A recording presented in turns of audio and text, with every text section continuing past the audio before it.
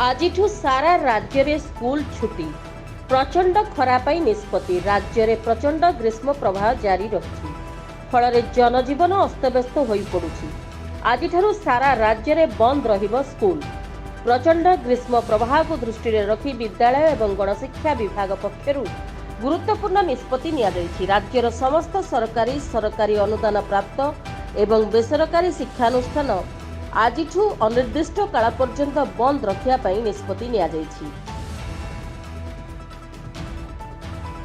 संभाव्य ग्रीष्म प्रवाह और पाणीपाग विभाग सूचना को दृष्टि रे रखी चलित एप्रिल 22 रु 24 तारीख पर्यंत 3 दिन सकाळ 6:30 रु 10:30 पर्यंत विद्यालय खोला रहिबो।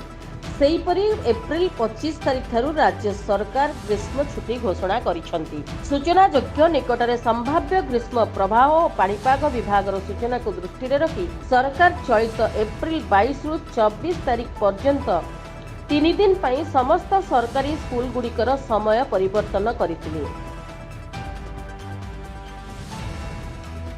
विद्यालय गुड़िक सकाळ 6:30 रु 10:30 पर्यंत खोला रखिबा पई निर्देश देथिले। खरा छुट्टी समय रे छात्र छात्री और शिक्षकों पई शिक्षा और शिक्षिक कार्यक्रम निमंते राज्य प्राथमिक शिक्षा निर्देशक, राज्य माध्यमिक शिक्षा निर्देशक और उच्च शिक्षा निर्देशकों सह प्रत्यक्ष तत्वावधान रे विद्यालय परिचालना कराजिबो बोली निष्पत्ति निया जायछि। Bureau report, PS news Bharat.